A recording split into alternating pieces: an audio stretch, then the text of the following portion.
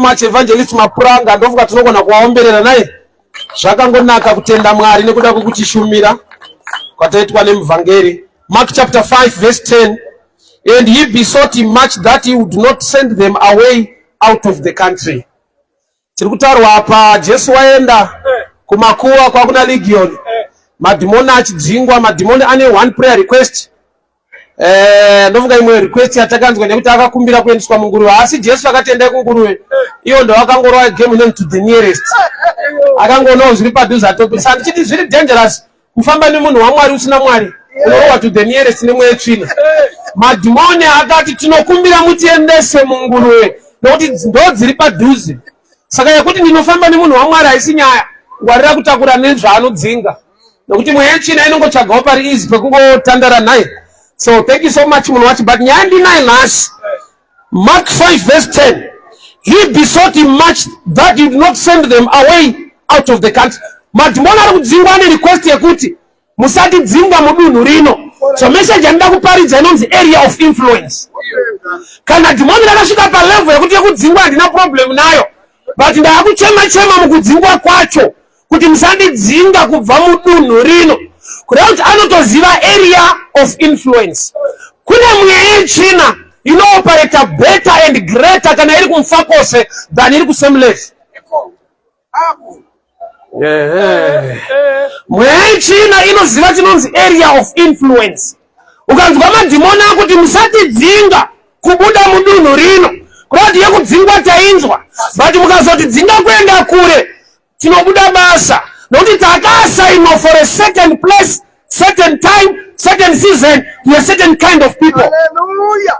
Ndanzo mwachita ingonaona nemari wakanamatirwa avamanifeste kunge vane nhamo, vane mamanifestero acho but vachimanifesta. Why? Nokuti madhimoni anoparata maringe area of influence. So area of influence number 1 inotangira mumind, itori area iyoyo level yemafungira ako.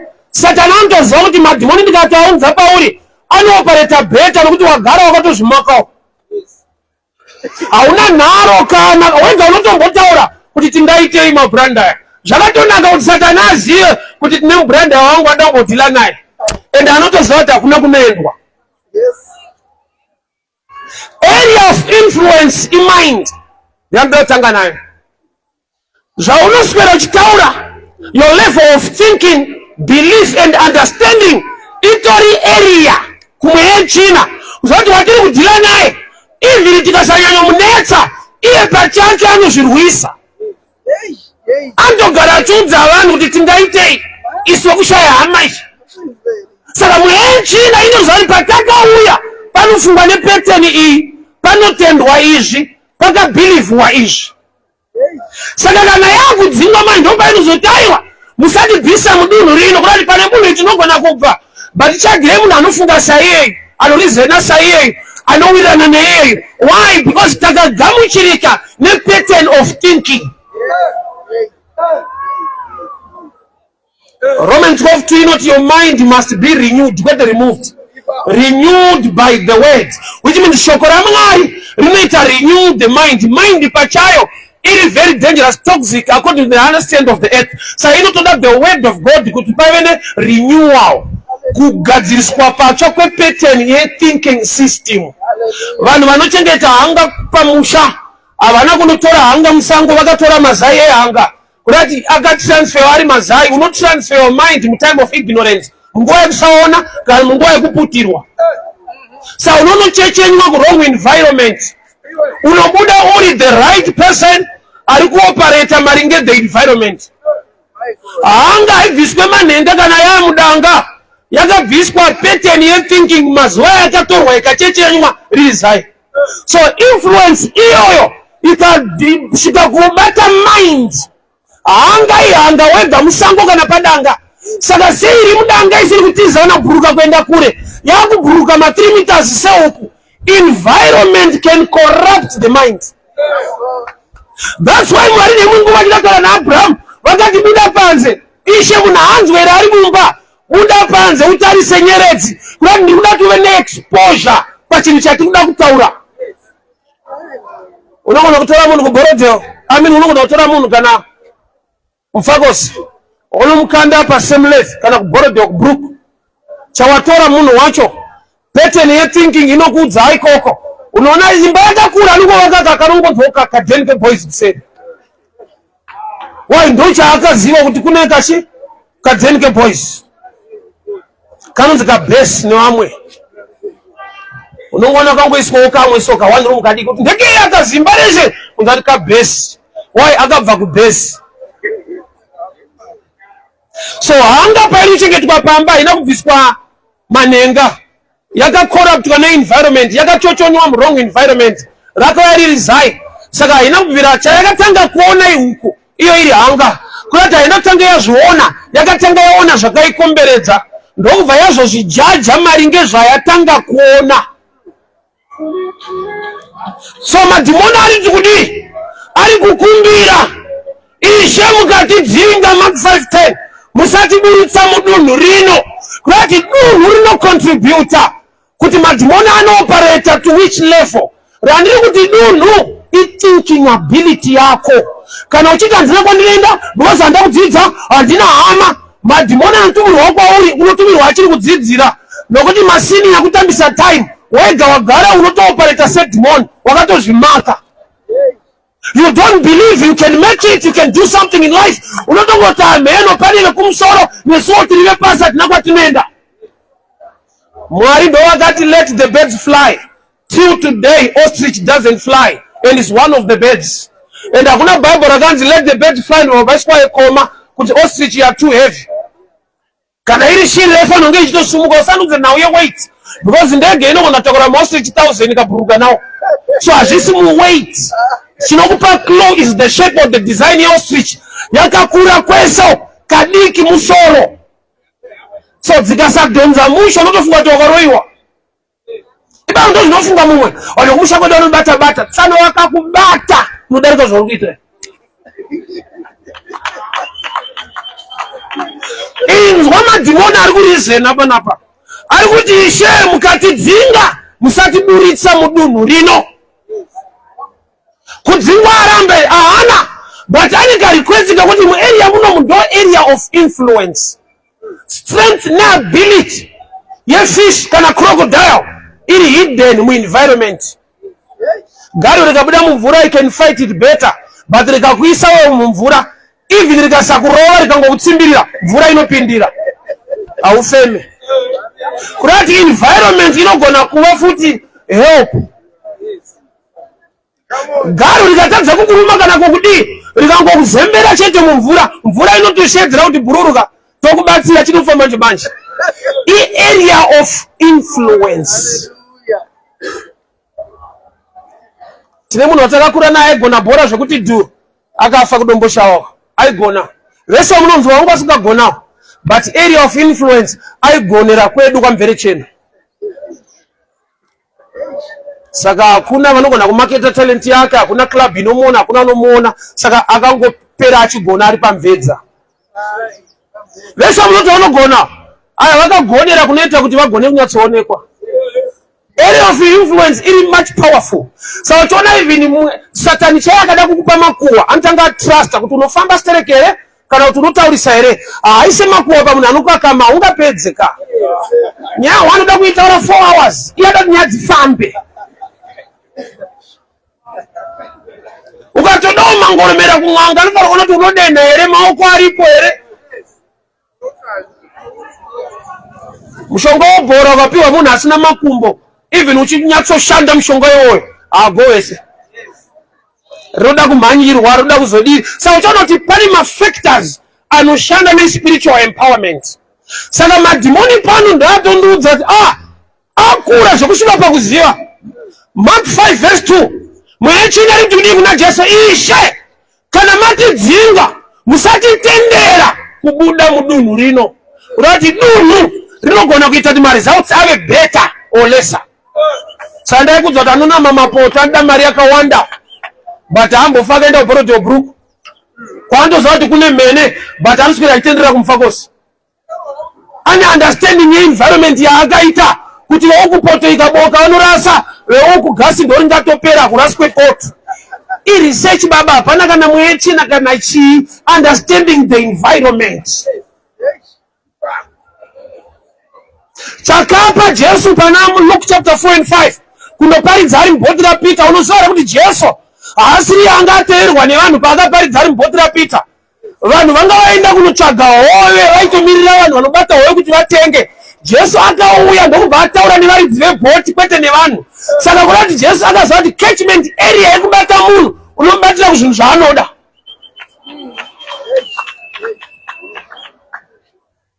So chinoitwa nemwechina dzimungwa number 1 unobviswa mu-right environment physically. Uzava kune munhu wekuti he must make a passport, get a visa and travel kuti zvake zviite. Vari kuvanhu vakatodaro. Ukaramba uri loko hazviite. Usanyepera kuti chero kwauri Mwari anokukomborera. I have truth. Chero kwauri Mwari kwaanoda kuti uve anokukomborera.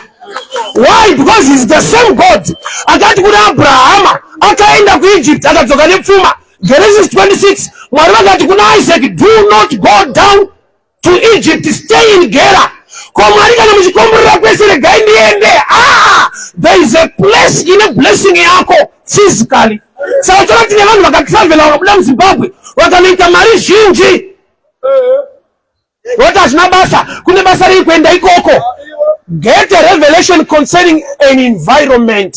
Madhimoni ati kunda kufunga akumbira Jesu, Ishe kana matidzinga musatiburitsa mudunhu rino. Dunhu rakakozwa naMwari kukupa sefa. Saka chona Satani akadhira futi nedunhu kuti rikudzikisire nechipo chauinacho dai wakasvika kure but wangori kudotito chete. Kwete taugone.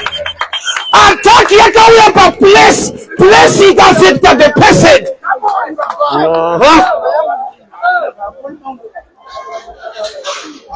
Chero kwauri Mwari anokukomborera. That's half truth. Chero kwauri Mwari kwaanoda kuti uve. And I'll give another scripture. Genesis 22 verse 14. Mwari Genesis 22 pa 1 vanoti kuna Abrahama, ibva nzvimbo yauri uende kwerimwe remakomo randichakuratidza panzvimbo yeMoria, at the land of Moriah, at one of the places that I'll show you. Moriah, it's a mountainous place. Mwari ndokubva vati at one of the mountains, which means nyangwe makomo aripo, you must locate the right mountain that I'll show you. Kurati unogona kuenda pa land of Moriah at a wrong mountain. Mwari vakasakuratidza. Enda pane rimwe randichakuratidza. Genesis 22:14 yobva yati, and Abraham named the place not God, Jehovah Jireh, meaning on this mountain God provides. Ugati Jehovah Jireh zvinoreva kuti Mwari anoprovider. It's half truth. Icho kwadi anoprovider, but at a certain mountain. Kana une Bible unoverenga Genesis 22:14. Abraham named the place not God. Ndiwo hakuna kuti Jehovah Jireh Mwari vanopa saka vanokunyimirei. Hauna the complete revelation concerning the giving of God at one of the mountains that I'll show you. Kurati the place ine nyaya. Nzvimbo ine nyaya. Ndakakura ndichizviramba kuti kune imwe nzvimbo yekuti ukasvika pane mvura so ukapinda mvura unoflota even usingaswime. Ndaita zviitika munhu anorema kusvika musi wandakaenda kuDead Sea kuIsrael. Kutopinda mumvura kutorara kudai so, kutorara munhu kana kumbonyura. Iriko nzvimbo yakadaro. There is a reason for that. Isingawanikwe kuna mazvikadei kana chiro chimwe. Yese iri mvura riri dhamu ukaenda kuDead Sea munhu anotorara kuzhambarara kudai haunge. Iri mvura. Mafacts ari scientific nyari divine aripo. One fact yandakaverenga tasvika ikoko, this is the lowest place in the world. Lowest place in the world. Saka gravity inenge yakabitwa nokuti ndokuzasi kwacho hapana kuzasi kuchaenda. So munhu akatosvika kuDead Sea anotorara kudai. Ndakatoshamisika zvinoitika kusvika wazosvika uzoti okay nzvimbo ine nyaya. Uchinamata Mwari wako chero pauri ipapo Mwari anokuropafadza. That's half truth. Some people need to travel. Some they don't need to travel. Mwari anoti kuna Abraham, kuna Isaac, do not go down to Egypt. Stay in Gera. Ndokubva aropafadzwa akakohwa 100-fold. The same God of Abraham akamurega achienda kuEgypt akadzoka aine pfuma. Kuna anotenderwa kuenda neasingatenderwe kuenda. Iwe obva wati chero kwauri Mwari anokukomborera. That's half truth. Saka uchiona hazvisi kuita nombeka faith nayo. Why? Because environment pachayo yakaudzwa inopindira maringe vari munzvimbo iyoyo. Aya kamadhimoni atizivisa. Anozati Mwari vasika munhu vakamisa mugarden. Vakamisa mugarden. Asi munhu akakumbira kusika mugarden. Original plan yaMwari vakasika Adamu vakamisa mubindu reEden mugarden. Atadzira Mwari haana kuluza ukama, akaluza place. Akadzingwa mugarden kwete murelationship mugarden. Why? Garden reEden zvaraita haana kushanda kuti adye mugarden reEden. Aishanda nokuti aitodya zvanga zvasikwa naMwari apiwa his provision. But kana akuenda kwaakuenda unonzwa zvichinzi kwaakuenda kuchamera minzwa. Kureva kuti kwakusina minzwa mupulani yaMwari haana kusika minzwa. But kune type yekuti ukasvika mune imwe environment minzwa inobuda. Ndopona kuti kune vanhu vanotakura grace or curse. Hanzi kwawakuenda kuchamera minzwa. Kuna vanhu kuti vakasvika muarea, vanhu vakasvika muarea pane zvinochinja. Kune vanhu vokuti vakasvika at a certain place pane kamwe kasystem kanotanga kuoperate. Why? Because vanotakura influence. Kana matidzinga madhimoni ari muna region, musatirega tichibuda mudunhu rino. Yekubuda tainzwa tidzingei ndokubva ati okay dongorera yakomana kune ikunzo. Saka pane nguruve dziri pasera. Titendere Ishe tiende munguruve. Ndoba ndati pari dangerous apa. Kuva close nepanoitwa deliverance iwe usiri delivered usiri born again. Madhimoni anenge anorwa to the nearest. Hatinofamba nemunhu waMwari uri monya panyama but are you spiritually mature? Noti pese panoitwa deliverance magiant ese anofamba naprofet ma-victims. Kana asiri mature. Handisi kuti musafambe nevanhu vaMwari but fambai naMwari wacho womunhu iyeyo.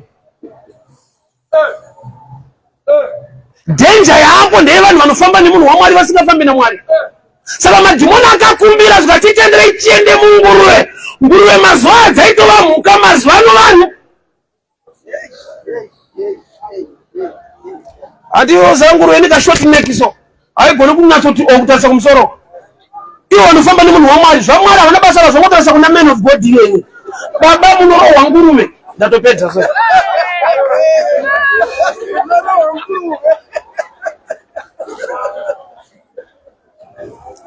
Ishe musatidzisa mudunhu rino. So dunhu rine nyaya kumademons ma-spiritual beings. So spiritually you must locate a place inechekuita nedestiny neblessing yelife yako. It's not everywhere. It's somewhere where God will manifest. So Abraham, he named the place, Genesis 22:14, Jehovah Jireh, meaning on this mountain, not every mountain, on this mountain God provides. So you end up a wrong mountain, I miss provision. Yes. Mukadzi anonzi Ruth akamboroorwa ari kuMoab, haana kuita mwana, aroorwa naMaloni. Paakauya kuBethlehem akaroorwa naBoaz akava nemwana. On this guy, unoona uchaji waunzi uri ngomwa. Shuka waenda to another guy, anoita kuti aburitse potential yako. Maimba dzokoro remusha. Izvi zvino zvaunogona but urikugona panzvimbo isingaappreciate type yako. Ukatoenda kune imwe nzvimbo unopiwa salary yako idouble. They value and appreciate the gift and the skill and the knowledge in you. But kwauri izvezvi ndizvozvo hapana. Utanga ugone. Svikapaita munhu anokutipa kuti vakuru marwere amunoita magetsa mukaenda Joburg. I've got a friend ari kuMidrand. Muno muZimbabwe aichovha bhasikoro kuenda kubasa ndi-engineer. But now it's another story. Saka kwauri Mwari anokukomborera. Sei Mwari achiterera mwanhu kufamba. Sei achiri kuna Abrahamu, ibva kwauri uende kwandichakuratidza and I'll make you great. Ishamatadza yeku ndinova great ndiri kumaraini kwangu. Sei Mwari achiterera vanhu kufamba. Iwe nokuti ukashaya passport, ukashaya moyo nazvo, ukanyeperwa nevako kuconvince chauropaura chauropauri nyika yako ndeyako. Yaunoti nyika yako, yaunoti nyika yako uri kunzwa nemunhu ari politically minded kana kuti munhu angori naturally asiri spiritual. Nyika nekuzara kwayo ruoko rwaJehovha. Sometimes your blessing is in the Middle East and you die poor here. And yangu nyika ndeyangu uchiri pa low level of thinking haisi yako. Nyika ya Jehovah is the whole world. Nyika nekuzara kwayo ruoko rwaJehovha. Sometimes success yako haisi Harare, haisi Zimbabwe. Hallelujah. Wapera kubuda muno mchienda, ukaenda wetu nopera ere, uneshuwa ere. Iyo ndo wachungobatirwa wewe. Wapera kuenda, kumana wapera kuenda. Nema ondreza pani papera ipa.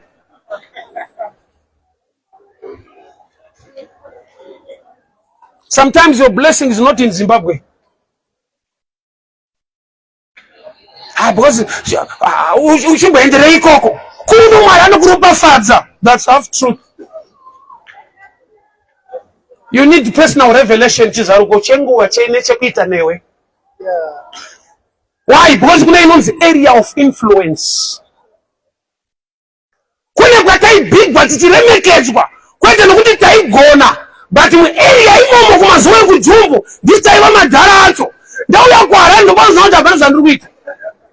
Area of influence inogona kukuvadzwa shungo dzati unezva unogona.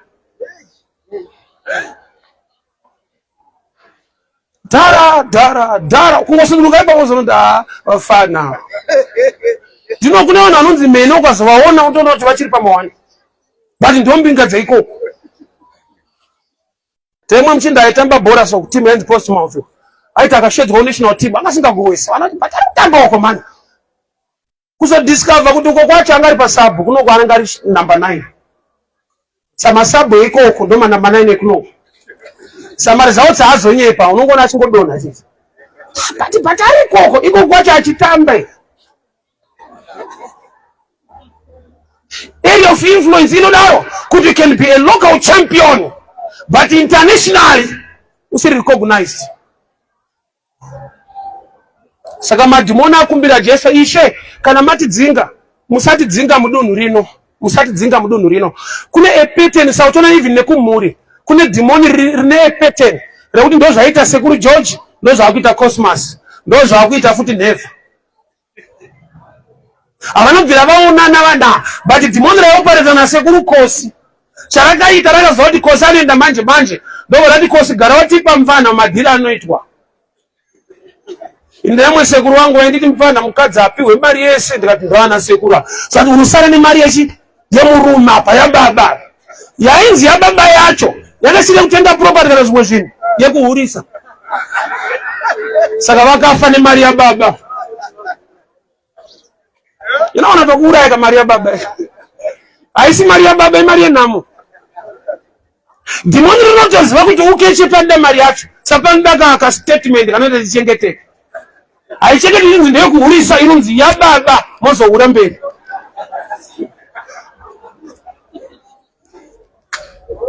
Pano unofunda pano. Ipeteni remadhimoni rakapinda mumhuri. Tiri kunzise mushakibonise mudunhu rino imhuri. Dunhu rino i-thinking system yako. Dunhu rino i-natural environment nzvimbo yaunogara. Tine vanhu vakuti vakabva kwavari vakaenda kune dzimwe nzvimbo they can make it in life. Ende pamwe pacho ataki inoitika ndeyekuti unobviswa munzvimbo yaunofana kunge uri kuti zvakuzviite. Ndokuri kuenda vamwe rigatende ndori kuenda vamwe unofanwa kunge uchienda here.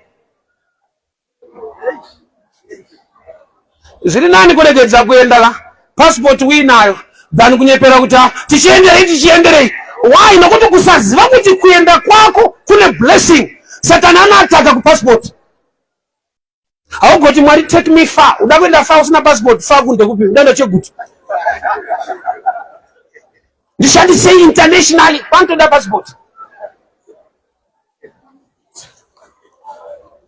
There is a blessing somewhere waiting for you. Come on. But wakabatwa ne system ye local. Isheka na mati dzinga musatidzinga mudunhu rino. Mark 5 verse 10. Madhimoni achikumbira kuna Jesu. Anotoziva madhimoni kuti vanhu vatakasainiwa kuti tikuvadze ndiwe muno muchiweshe. Tikamwenda kuNorton timu refisha tiri Goni todai muchiweshe muno vemabira veGT vava edzi vanopanana kuGT ko. Madhimoni ari paassignment but anoshanda nenzvimbo. So toda kufunga nekutravela somuzoke kuwaste time. Auchendere ikoko zvinogona toita uri muno. Mwari ndiwo munhu wese. Ndiwo nyika yese. Iye kuti Mwari ndiwo munhu wese iri very tricky. And I'll explain. Mwari ndiwo munhu wese. Yes. Samwari God is creator. Akasika munhu wese. But anodhila nemunhu wese here. Zvakuenda nemunhu wacho kuti akatendere kuti Mwari vashande neupenyu hwake.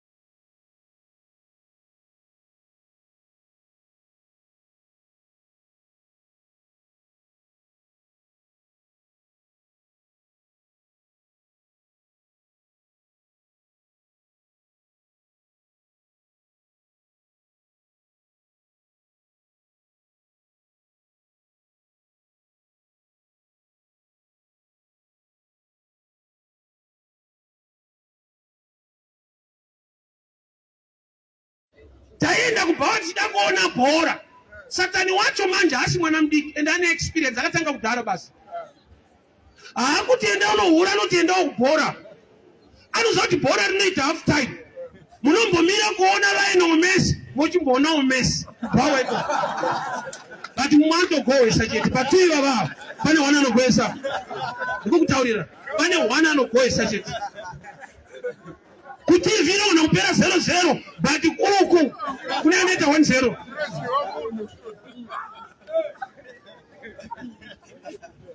Environment inzvimbo ine nyaya hauzvide but nokuti wagara muenvironment inoinfluenza uripedzisira wakuona kunaka kwazvo zvinhu zvisina kunaka. Munhu akagara murima for a long time anoona. Ambuya wangu waiti vakandituma ndotora kapu tiri kutandara panze pamoto ndotora kapu nekutya manje ungomira pato ndaishaya vaikubata ruoko wopinda newe wote chichechi vanotoona. Rima rirambe riri rima kana wagara murima for a long time unoona. Kuti paunonzwa kunzi bva murima ndione kwakuita nharo kuti rima riri kupipa. Momuzi wangu achitanga kuenda kutomboshawa kumushawa. Okay, vachienda kumusha kutomboshawa. Vaine tsikawo nekubikawo nehuniso. Mazuva vaibikwa nehuniso.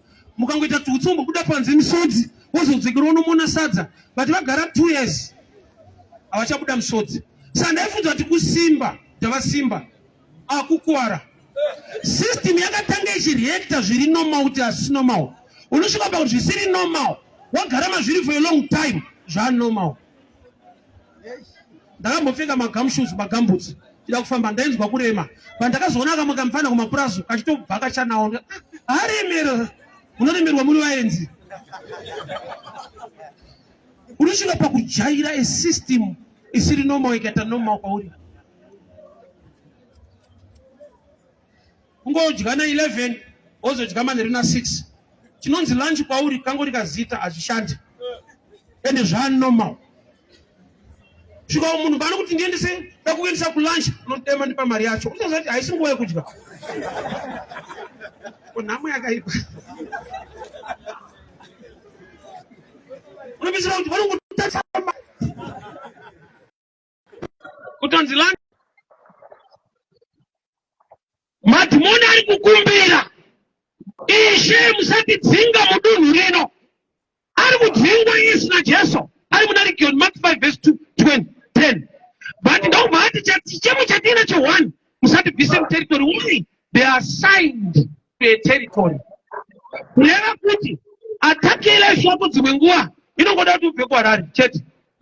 Havasi kundiroora. Kune dhimoni rakamonita Harare yese kuti musatoro. Pinda chegutu unoita munyowani. Even unoona 4. Kunze kune mukadzi munyowani. Ninge karafu but ndizo. Isembe kumabhawa kazi. Taishe tulikuwa kanyowani apo kaneta nechinoi kwaya. Because yamu nekuchinoi uti uyo.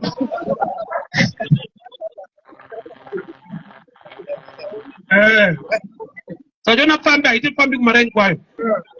Kuda kuita munyowani. Ukuchitungisa nenda ku Waterfalls enda kwazita. Kuda kuita munyowani. Waza wanoza zvine simba kuwa munyowani. Environment. You're designed spiritually to contribute a breakthrough yako kana downfall. Kuma kushaka kwako passport nekushaka kutravela ndo ataki yacho. But Mwari Prof 1 chino paona kukomborera ndiye Mwari tukakati kuna Abrahamu ibva ikoko uende kwandichakutatedza and I'll make you greatness ila attached pakutravela. Kozoita vekuti unoatakwa zvokurongerwa mikana yekuenda iyo blessing yenge iri kuno futi. Why? Because madhimoni anokuataka akazoti a certain environment is designed to bring you favor. Unoatakwa by environment. Madhimoni angwarisa svika paleve kutsvagira munhu chechi. Osono mutamu chiti yeda aisiye mweya iye Mwari ari mweya. Atinamatwa mweya nemuzokwadi but yeda aisiye mweya. Iye ataki kei. Ataki zuwa.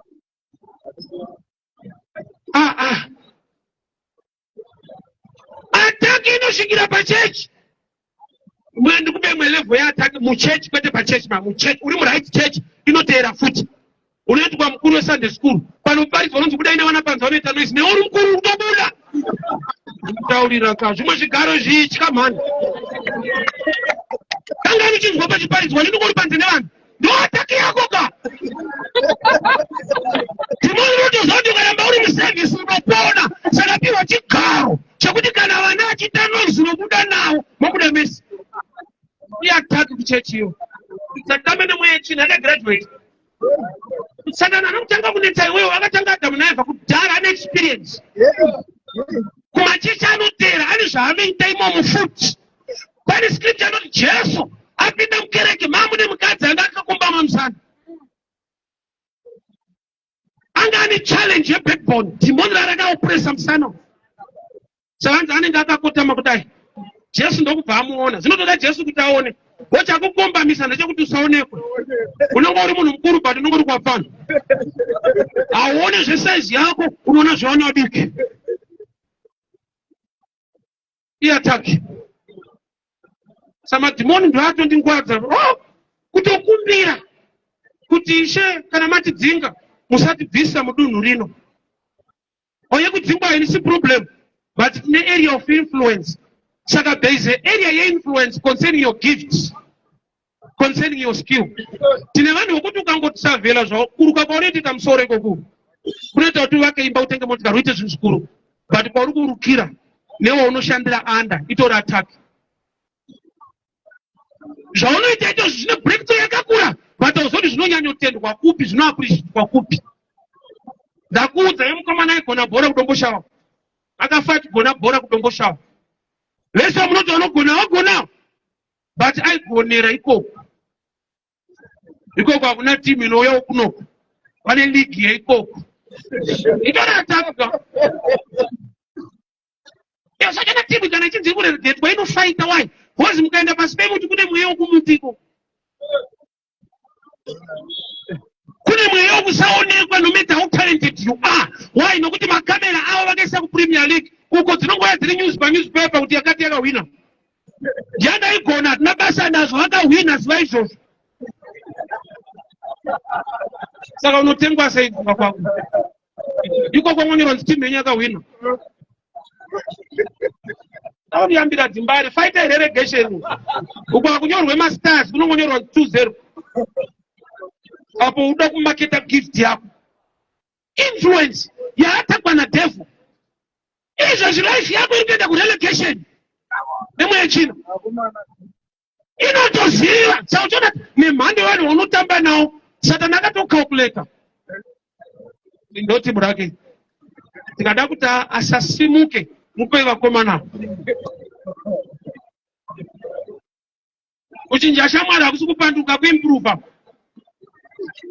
avanozoti kana ndasiyana nawo black and white haina kupandukirwa necolor tv kuda ngoti vanhu vachiziva makala kuti red hapana black apa osapa pachipadaka kuimprova akusi kupanduka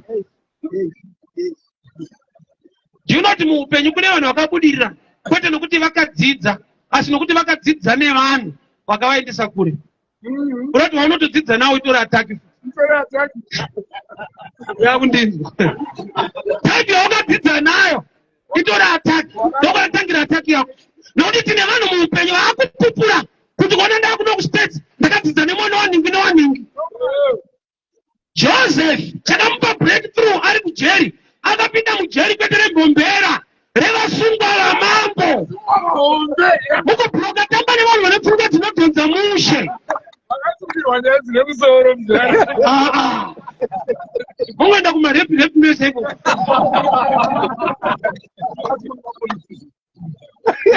vasungwa vakasangana naJoseph mujeri vanga vari influence mulife yaJoseph although they were prisoners even mukutamba nevanhu vari palow level ngave palow level but vasi palow thinking nokuti imwe breakthrough ine chekuita nemaconnections akadziya moto wembavha saka akasungwa ko ukadziya wemene unosimuka ka the opposite is true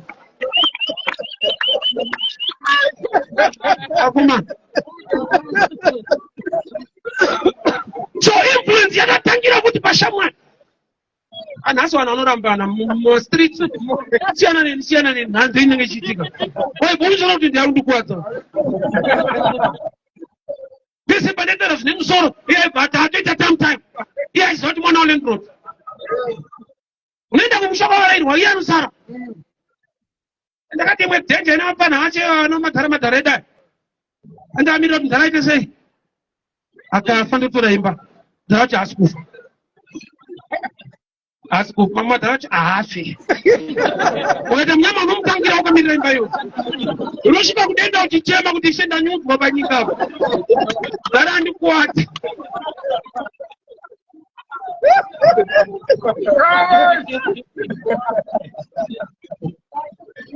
varume chinonzi area of influence chine nyaya mulife yemunhu spiritually and physically.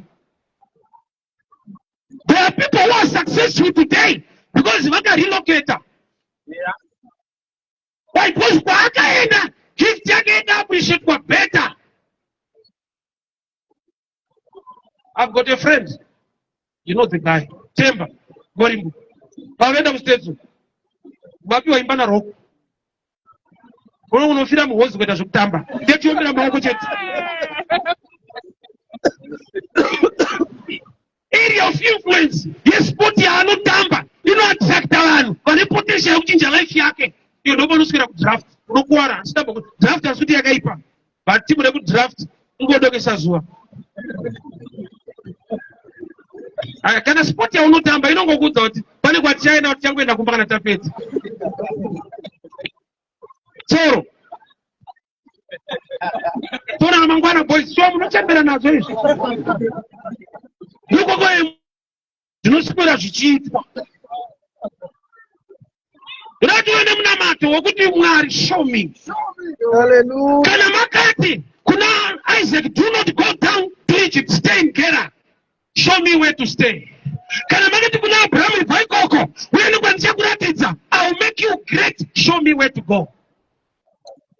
Fight kusvika wabuda. Why? Madhimoni anoshanda ine inonzi area of influence. Apani kumbirira Jesu madhimoni. Ishe kana matidzinga musatitendera kubuda mudunhu rino. Materitorial demons anozvati pattern yemafungiro evanhu vemuarea munomu tinovadhifita nokuti vanofunga zvakafanana, vanoronga zvakafanana, vanokoshesa zvakafanana. Zvine life havakoshese, vanokukoshesa iyo iyi yekuti anwa koti ndiye dhara. Sangotenga koti dhara yakuenda kupi ari kuitei. Area of influence unounganirwa nevanhu vanokudza kuti wakomana tinoda kumborova shisha. Utsi hune flavor Hutsika unoiswa flavor kuti mukanga noti hutsi. Todzana so ndine shisha. Tanga une visa ndine shisha. Otopigwa ndani shisha yake ngapigwira ninaye. Unowa shisha this week. So your friends can be an area of influence concerning your destiny. So zvinotangira pa mentality pa mafungiro. Mafungiro ano corruptwa nepa unoswera zvanoswera uchiita. Hanga ina kubva iri hanga musango ikati kunogara neuku. Vakanotaimira ari mazai ehanga, time yekusaziva, time yeignorance. Ndobva dzatakurwa ari mazai. Ndobva anovhumbamirwa nechisina potential yekubhuruka 40 km. Ndobva yavhumbamirwa neanobhuruka 4 meters. Paunongochechenywa mameters watopiwa. Hanga haisungwe tambo kuti iswere pamusha. Haitsimwe mapapiro kuti iswere pamusha. Yakatsimwa mind already. Yakavhumbamirwa, yakapiwa an environment in a lesser potential. Somebody panapa ari great in whatever zvaanoita, but akavhumbamirwa ne-environment. Message dzevanhu vakamuunganira vanomutedza vanoswera nawo ndiyo yakavalimira. Hapana kana satana. The environment pachayo yakakozwa nedenga to benefit you or to downgrade you. Nzvimbo yauri ine nyaya, saka ufanira kunge uri kwese kwese. Unofanira kunge uri kwaunofanirwa kuva muplani yaJehovha. Kune kwokuti ukaendwa unozviona zvasiyana nekwawabva. How they appreciate you. Ungotisavhela ka. Kune kwatotambirwa nemaruwa. Kwete ndiswa paguwa. Uri mupenyu. Panouya vanhu mutekiti, vanhu vachiimba vakatakura maruwa. Unozvina ndini tsano vanoomberwa maoko kuna first. Kuno kumaoko chete. Environment ine nyaya dzayo. There have been to many countries, it's different. Because the environment ine zvainotaura. Kuno kuno wanguda uri kurovere nasi. Zvatokwana tsano.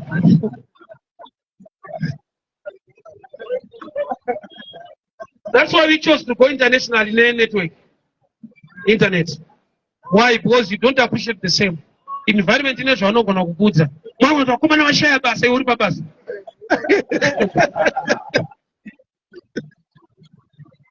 Madimona akakumbira kuti ndisabvise muno. Tine kwatakatobvawo physically. Kwandinotoona kuti Mwari apa ndofevha yekutanga yamakaita. Makandibvisa kujumbo kune boys round. Ezo zvingoma tichikwakwa dzenyawo kondo yanga iri entertainment ka. Maino. Zvingani zvataita. Ozati weekend. Pakaipa. Uruguya kana citrus. Kwete German citrus. Unozoona kuti tiri area iyoyo zveshuwa. Madhimoni kana achikumbira kuti musatidzinge muarea muno. Kureva kuti area inobatsirana nedhimoni kuzvinisaita. Imwe yandiri kuti area imind. Tingaende kupi? Tingaitei? Hapana kuti tinozivana naye. Hauchadama madhimoni mahombe utoda kuti wafana. Because already pano chako uri demonic to attack your own life. Handina kana wandinoziva kumusoro. Haunawo unoziva here kumusoro soro anonzi Jehovha. Kana uchitenda kuti anoziva vekumusoro vanosimuka, ko anoziva vekumusoro soro. Hallelujah. Anozodarika anoziva ari pamusoro apo. Yes. But area of influence iyoyo manje ndo yakangoiswa pauri so. Samadhimoni ndani ndokubvaona pane nguruve. Ndokubva ati Ishe titenderei tipinde munguruve idzi. Nguruve ndokubva dzapindwa. Madhimoni arirafuka haakumbire kupinda. Dati kuti uone tip pachinhu wani pamadhimoni aya. Haana kunokumbira nguruve dzadziri muri kupindwa. Akakumbira Jesu ane authority kudarika nguruve. Kuti madhimoni akapa Jesu authority yekuti kana mabvuma who is big. Kuti ukaziva Mwari nemuto wakazikanwa nemadhimoni kuti ndikataura naJehovha munhu chii angandirambira kana Mwari vada unotenderwa kupinda. Apa madhimoni haana kukumbira nguruve kuti topindawo here vapiki. Akati mdharamini kana mabvuma kutopinda paiginya. Tiri kuda powered by Jesus. Nguruve dzangoshamisika dzangoti idzo mumvura. So, small like a joke. One day, I lunch by skater. Papa, I'm going to tsanonda kubata ikairova matrota. Sakarambidzwa mungaipa ndimunoparidza futi. Papizwa madhimoni akapinda munguruve. Ndikati ndopa wakaita problem wakagumira paakapinda kune kwakaendwa. Akapinda mumvura, mvura uri kunwa. Ukunwa zvakapirira manje.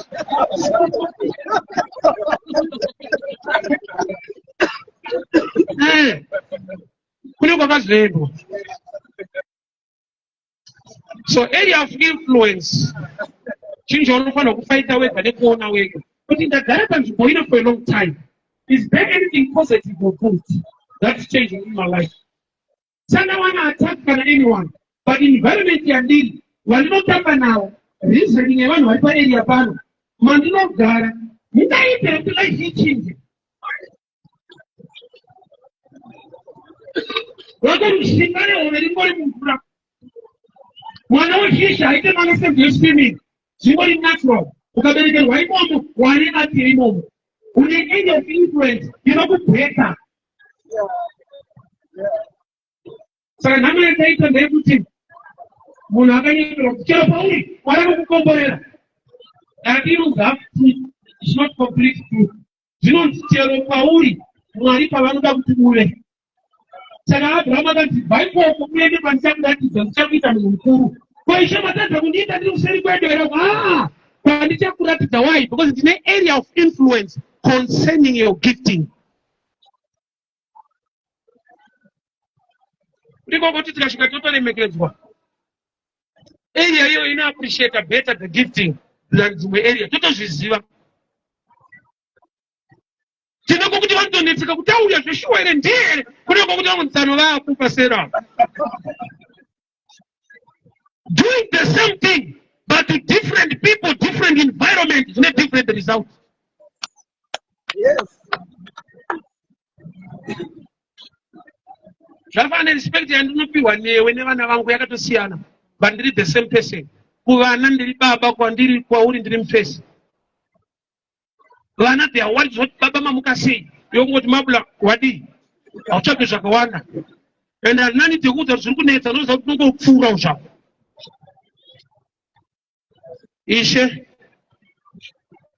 musatitendera kubuda mudunhu rino. Saka umwe munhu anorambirira pane dzimwe nzvimbo. Anoziva kuti respect iri ipapo ndikangobuda chete. Ndamumwe munhu. Katonzwa ka. Ndoda ndikuwadzisa ndendeko. Kune nzvimbo yekuti kana uri nezvinoitika imomo unoziva ndikangosunduruka pano vakomana vanondikuwadza. Environment baba. Environment. Kuva first lady kuroorwa napresident. Kungoti deta ndichakudai. Tafanana.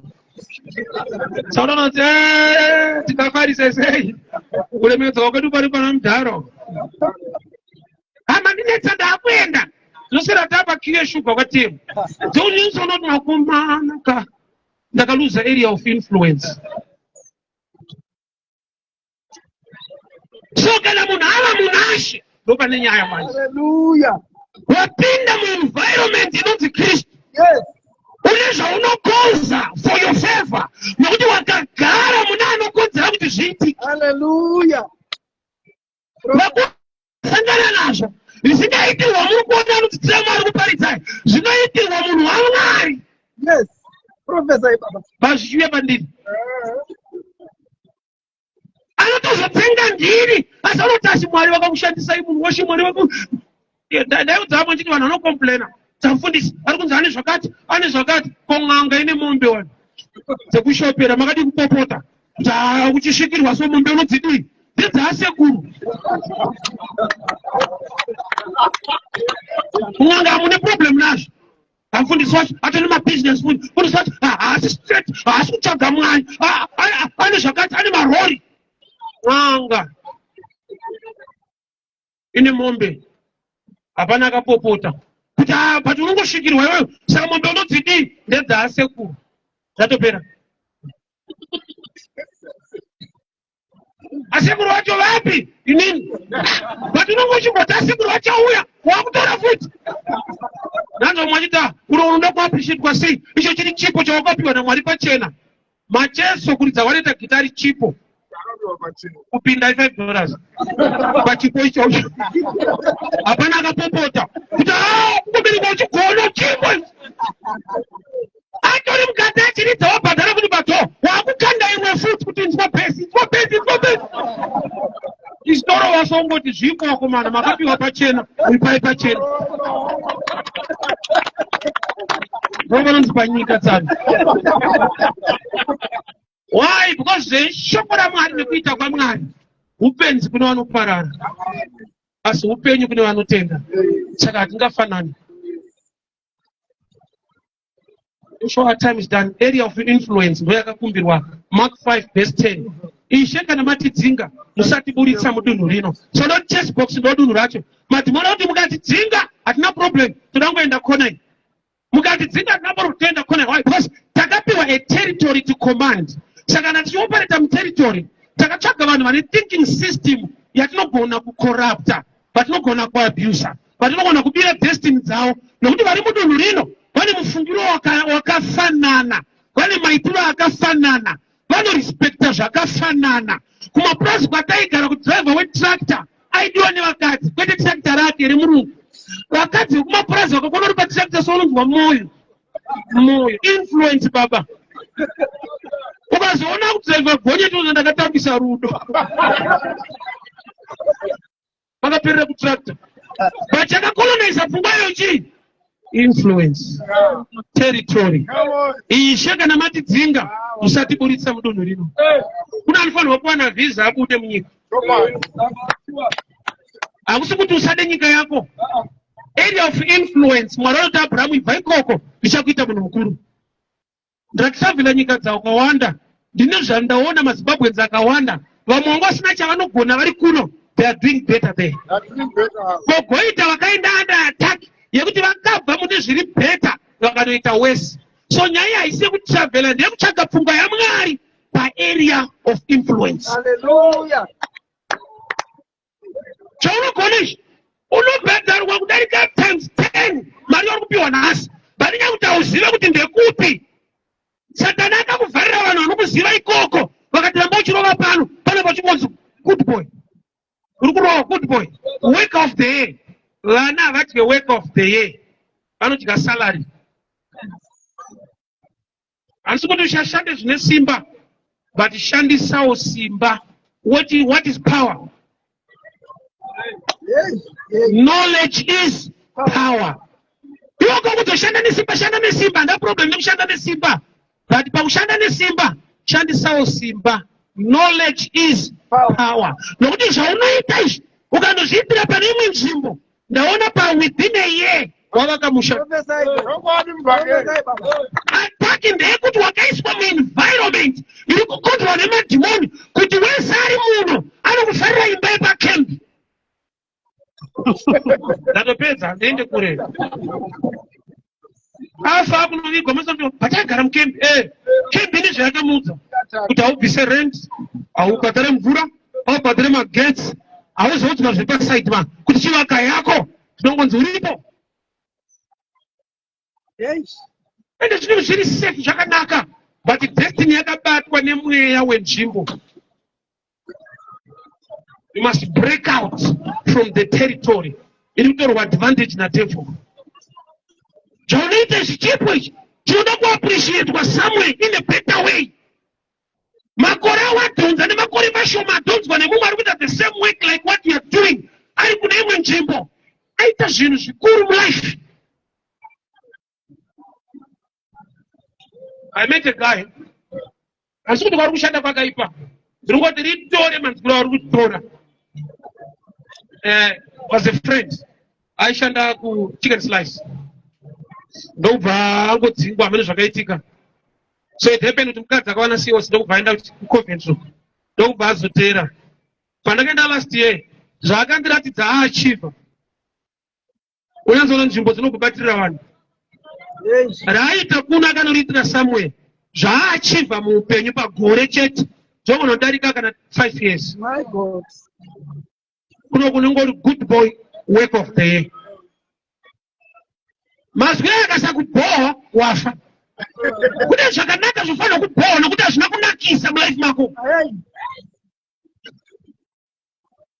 Kuti zvinhu zvakanaka but zvisina kunakira iwewe but zvakangonaka kuti zvitaurwe kunzi you are doing good. But doing good haisi salary.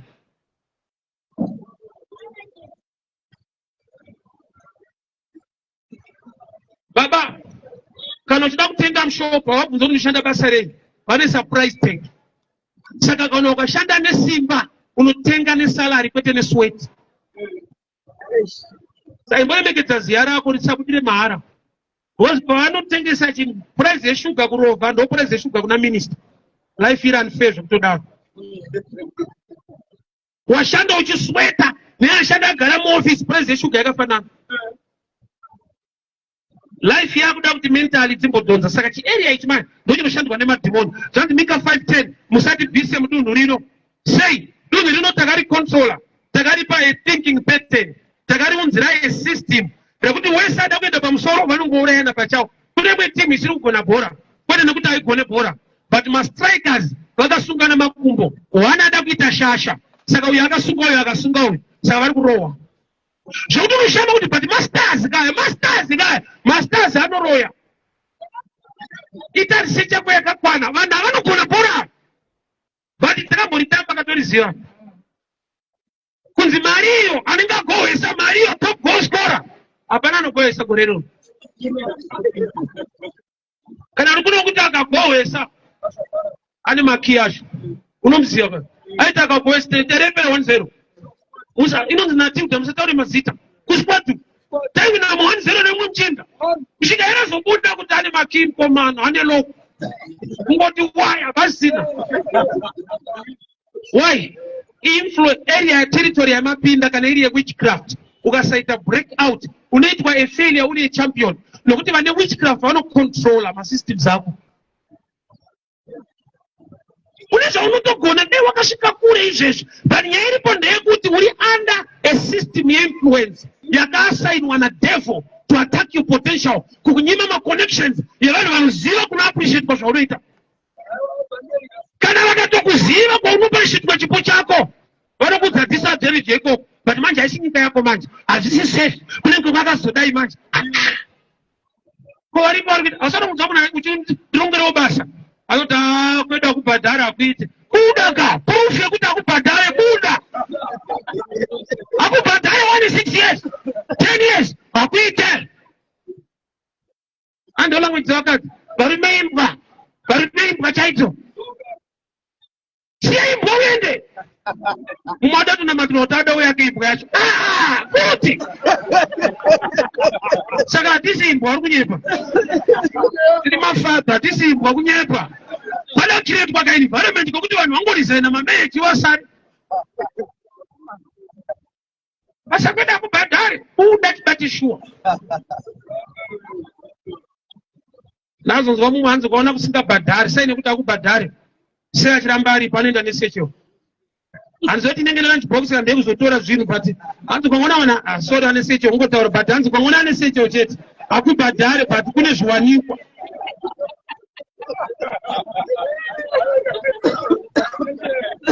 imwe nenge nelaptop haisi nyaya straight but ndakanzwa kuti kana usingabhadhari usabude takura secho manje kana riri booster rekonet harikwani museche umu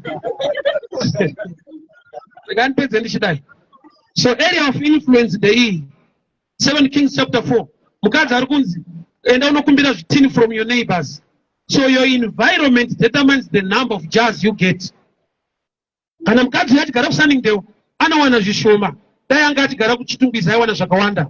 Munanayo une chekuita nekwaunogara enda unokumbira zvitini from your neighbors. Your neighbors is your environment. So the number of containers determines the environment. Kwete na prophet chako kwanza mafuta chako kuprovide zvitini unozvitora kupi from your neighbors. So your network sometimes environment yako. Unoita shamari dzekuti ukashaya $10 palist yese macontacts unozati 10 mukono vangatondidzimira foni ndikataura nyaya iyo unotoaziva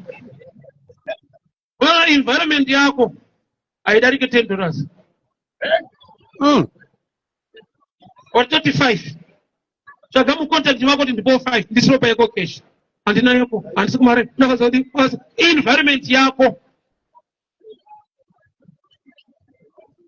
Ndinoda kuti zvinoita kutamba nevanazvo usina bo chinotamba hazvi zvinhu vanhu. So mindset hautambe neane mari nokuti une mari, hamutambe nekuda kwezvinhu, munotamba nekuda kwevanhu. Urati zvaunotaura. Saka Satan zvaanoita paunoswera mukushaya kunocreata language yaikoko nerafu yaikoko. Saka uchiona mukushaya mune nguva dzamunoti ninga akaromba musina proof. Mweya wekuti asakubatsirei muvengwe mahara. Akaromba anoshereketa. Unoziziva aiwa mari yacho hanzwisei tinobva papi. Uda kunzwisai unoita nezvei zvokunzwisisa mari dzavanhu. Alright, kwa hiyo nhamo yako unonzwisisa kuti iri kubva papi. Adongoerekana wina zoti yakabva nekupi. Asi uda kuzoti mari yemunhu iri kubva kupi. Iyo nhamo yako zoko yakabva.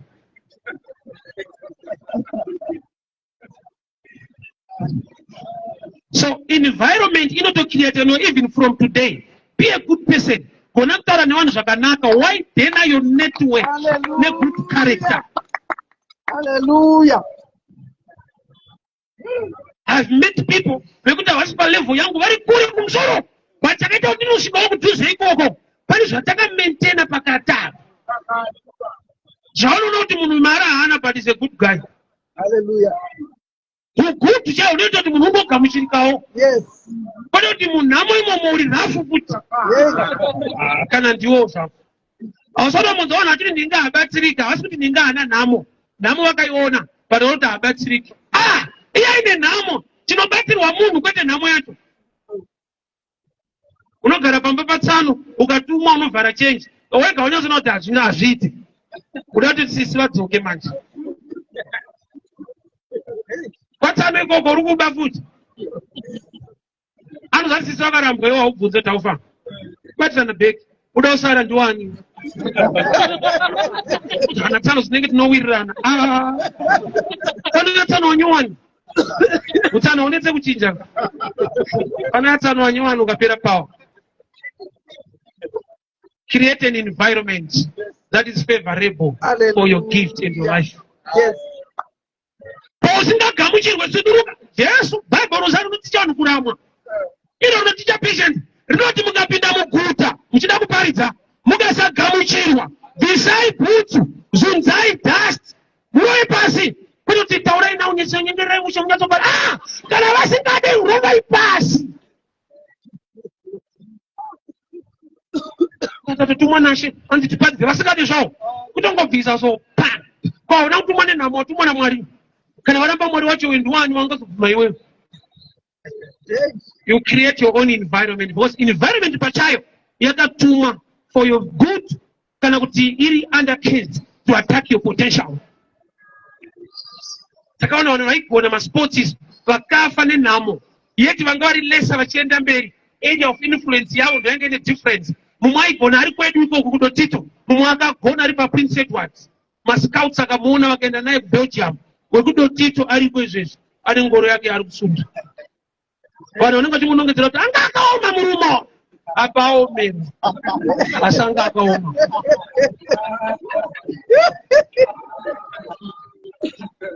Chakaitika chii? Mark 5 verse 10. Ishe kana matidzinga musatiburitsa mudunhu rino.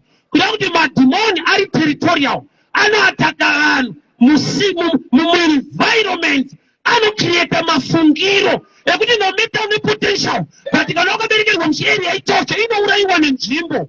Haangaibviswe manhenga, haishingirirwe tambo, but ikararirwa nehuku chete riri zai, potential yaenda. Unozvinyuma mauri kuti greatness mauri yanga irimo ende ichirimo. Wachakaiswa naMwari hakuna anogona kutora. But iwe wacho ndinogona kutorwa. Icho hachitorwe. Kenani inoramba iriko, but imwe type haipinde. Hakubviswe Kenani, kunobviswa noda kuenda ikoko. Chakanzi naMwari ndechako, Satani haatori, anogona kungotora iwewe. So kana akakuticha kurwa zvinodhaka kuti ufe une chipo. Mutoriro kuzodi, anoimba. Akatanga mutoriro, afa. chipo chese ichi wakaipakati chipo ndokusiya unacho ndokumadrugs waimboruva atori chawakapiwa naMwari anotora iwewe mukarekta anokudyara muenvironment yevanhu vanoti ukasapota ichi hausi murume osatine zvataiudzwa ka zvinotorwa netimu so mukadzi akangutaura kanobvuma so ratidza kuti uri murume nemba uri wrong ndetangoratidza kuti uri varume life ichiparara ndinozi mukadzi Mwari anoshanda nemukadzi wako kuti abatsire mbenyu bvunza Abrahamu. Sara ndiye akataura kuna Abrahamu dzingai mukadzi ine mwana. Abrahamu zvikamunetsa afuta kuti ishanje nyaya yebarika. Mwari vakatozodzi kuna Abrahamu zvataura Sara ndizvo. Sara anombopota achitaurwa naye naro mukadzi angatonge musha ndio hakusi kutoa idea, hakusi kutonga kubatsira. Chese chataurwa nemukadzi kutonga. Titakabvisa mari hangaunza ideayo mama mwene kungwarisa tikapiwa idea tiite toramba after a month ndoita onza madhamu ndozvandaitaura kuti hatidi kuti zvibve ikoko chete ari ka good idea but tangoteera so tinomakwa netimu tine kwatinomakisa kamabhuku edu emarriage twakomana ndichiri right and center sort kwero ndinoti kwaAfrica tine challenge 1 ukawira nemukadzi wako auremekedzwa unosuspect wakadyisa hakuna nomboti murume uyo akarongedzwa vanoona nedzimu yake vanoti kungodai ndakunzwa madhamu avati kuti ubvunze mumwe wako kuAfrica charadza kuti murume mukadzi akataura kuti ndezvako izvi uenda kuboys kuti handiite izvozve imba inotongerwa panze apa inojajwa panze apa kuAfrica kunzwisisa imistake. Handa kudza nyaya sekuru wangu wakafa nemukondombera chakavauraya ndechekuti vaitonga musha wavo kusvika palevhel yekuti mukadzi apiwe mari yese unoviga imwe yababa apo yababa yacho manje inoshandei ndo zvakauraya yababa yakauraya baba saka chirwere nofunga wakangodema kamupa ese chiripo izezi yababa yandiurayira mubaba wacho bozi kana yanzi yababa isiri kuverengwawo kune kwaichanoverengwa. Life ipapo haisi fair ikasashanda mumba inoshanda neimwe imba ndozvandaudza kuti hakuna murume akaomera hamuzivo kwavanodyiwa kuna akaomera kune kwainobuda kune kwainotosha iri kunzi haisi kubuda uko ndiani kusimudza maoko kuti tora yese kune zvinoitwa ikoko zvinoita kuti ibude usiye chitupa chete wachitupa chete. Area of influence kana ichinzi madhimoni akakumbira kuti usatiburitse zvakureva kuti spiritually there is a place in the physical realm yauri supposed kuenda kunoita zvaunofanira kuchiita for the birth of your destiny. Iyo Mwari anobvisire vanhu muEgypt achendesa Kenani akati wakomborera uri muKenani muEgypt ingoni akambokonzera kuti kuve neGosheni but akazva kuti nyange ikatova Gosheni maroja tavainde kunonzi kwavo ndoba ndakati even kutoitwa senior roja haisi promotion kuroja kune muchiremerera kozi paunokolekta mari yevamwe unoisa yako wozoendesa paunoisa yako ndobanofana kungoisa hana saka kaushefu ndege yako.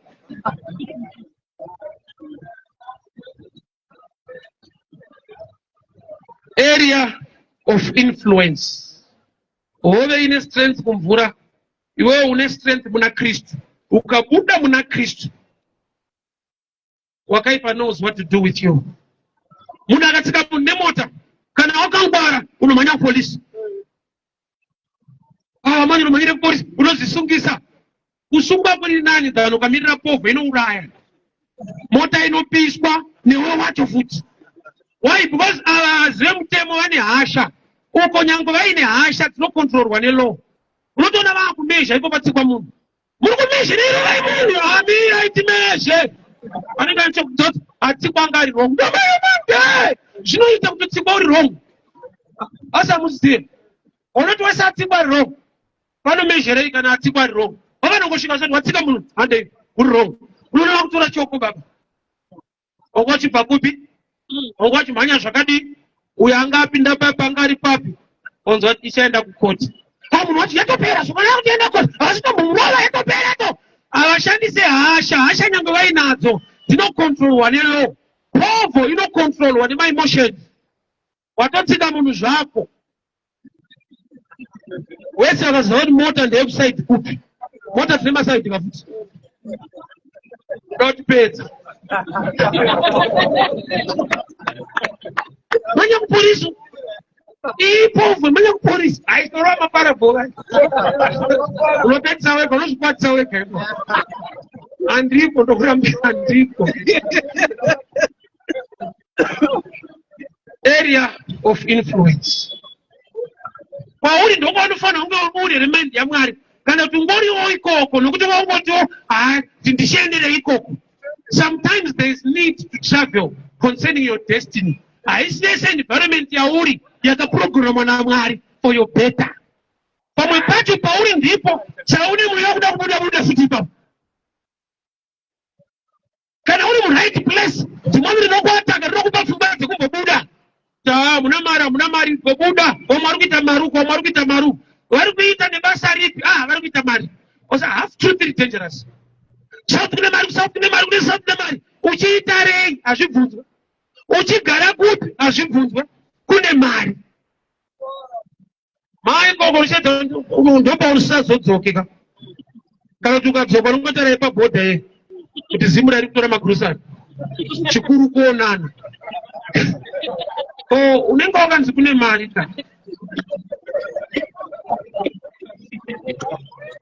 Nhamo haityike kutravela, nhamo haityike kugara. You need the revelation concerning your destiny. Yes. Kugona hakusi kugona chete, kugona kune chekuita nepagonerwa. Kumwe inongonzi good boy wagoesa 3 goals. Kumwe wagoesa 3 goals vanototi taisa 60,000. Yo charuda kugoesa chete. Mweya ichena kana ichitongwara kusvika palevel yekutokumbira Jesu kuti Ishe kudzingwa tichikuramba bhati musatiburitse muarea yedu. Muarea yedu tine vanhu vatakabata brand kudhara, tiri kungowapedzisa chete. Kune mweya yenzvimbo, ndinoinzwa mweya yenzvimbo. Ukanogara ikoko, ndakanzwa mwati dai ndingabva ukumana. Dai ubva kudiyese ainayo, mari yese ainayo, dai abva ikoko yanoti handipe ndiri kuno. Saka unozoona kuti handipe ndiri kuno. Zvoikoko zvezvimanifesta paari.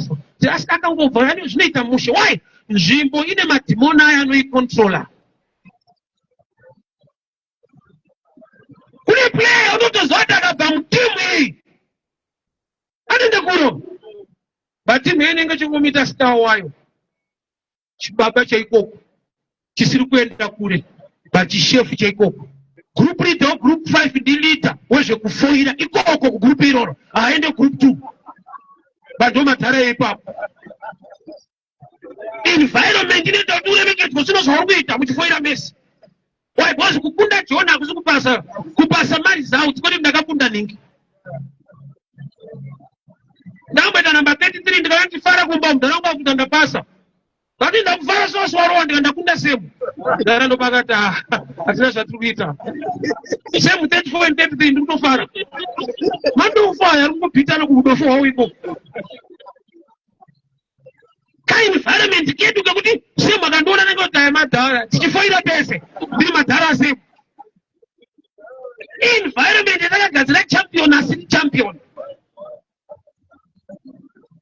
Ukaenda kuenvironment yemadhara ari kumusoro ukanzwa vachiwanzirana sokuti ndinga hana mari, ari kunzi hana mari wacho ukamutarisa ndo mari. But ilevel ravo kuteritori yavo ndodzo vachitowanzirana so strive apera. Ufunga ari kunzi apera. Asati handikune munhu wokuti ukamuti ndipo mari anokuti handina mari. Oramba uchiti aiwa ndipeiwo kare, unosati paanoti handina yaanayo inokwana yauri kuda. But ukati hauna haishuwa panofa munhu. Ukanzwa munhu achiti handina kana cent ari kutoresa. Kogoita unonzwa achiti mazuva ano handina mari. Amene kuma 40,000-30,000 iko. Anenge asina mari. Iwe ukati hauna macoin iko. Environment inocreate language dzeikoko. ndoda ndinamate newe concerning the territorial demon re-environment regere kuataka business rako, life yako, destiny yako. Chaunogona ichi, Mwari ngaakupe a light, a door, people who can show you where it can be appreciated better. Kufa uchinzi good boy, usina chauri kuchinja mu life, you waste of time. Vana vagare mu good boy. Yes. Amboita nyani munchinda wandaiperekedza stereka aitravela stereka tienda tise nendege. Ndikasvika pandakaona kuti matiketi endege haambofa akachengeta mhuri yangu. Nemafoto epamall edzimwe nyika. Nandiripo unapa, nandiripo uri kupi izvezvi? Unenge uri kutizera kuti nandiripo pafozi, nandiripo panai. Sano, izvozvo izvo. Idhimoni rekuti unodada nepikicha. Hauzati kwaane vanhu vekuti vakadya havaposti. Zviri normal kudya. But iwo ukadya unoshedzera kuti ndaona Mwari achifamba, unotonyora soft life. Hapana soft kudya. Chaita soft chiko ipapo. Kune vanonyara kutorwa foto vachidya, kune vanonyara, kune vanotoudza vanhu kuti tori sakapedza. Mazera evanhu. Changotanga kukwira ndege, ndatizomiswa. Tichipinda ika ndadavhara dhawi. Vamwe vapinda vagara pano, saka vari kuita sei? Tichangouya. Unosvika paunonzwa kuti ende pandakatanga ndakapfeka suit. Pandakaenda kuNairobi 2014, first flight ndakapfeka suit. Wandaifudza kuti ndege unofana kuchena. Ndakazoona ana Nigerian guy ane mapush neshort. Ndege yakatopfawo kusvika ipapo. Ndokutoipfekera short ndege. Vanoti hatichiri kure tsamba. Chadzine mapush sana. Muna kuenda nezvayari kuenda, hazvina mbitwe. Kupanika kwekuti environment yatakakura. Ina kwataigara momuzangu kana wakudya so. Kudya mushe, uchatinyadzisa kuhotera. Tanga ri achievement muchanodya kuhotera. Uchatinyadzisa. Takazoendako, tikanodyako, ndikaona mumwe akuti ndipe mvura ndidye nemaoko. Saka zvinyadzira chikafu chako kwawabhadhara. Zvauri comfortable ndo madyiro anoita. Hanzi hauzivi kuti foku unoisa kupi, knife unoisa kupi, wabhadhara tano hamubvunzwe. Kana wakaisa wrong side, kurova chete. Choose tinomisa kuzaso, uchatinyadzisa, uchazodi, kunotorwa hivi nemaoko. But environment yatakakurira yakakoshesa zvisingakoshe, yakaremekedza zvisina kana nebasa rese, tikasiya chaizvo zvine influence in life. Let us pray. Father, we thank you for your word. We thank you for your grace. We thank you for your favor. Baba ndiri kunamatira wese ane maoko ane chaanobata. Kana ari mu wrong environment, I pray for open doors. Kana ari munyika yaansingafanirwe kuva, I pray for another door to open. Ndiri kunamatira mavisa, mapassport avo, area of influence yake pachipo chake, pabusiness rake. Ndaramba mweya wedhimoni rarigion rekuti musatibvisa mudunhu rino. Mwari sunungurai vanhu venyu. Vanofanirwa kubva ngavabve, vanofanirwa kuenda ngavaende, vanofanirwa kugara vasabviswe. Every area of influence iri positive towards destiny yake ngaishande for their better. In the mighty name of Jesus. Amen.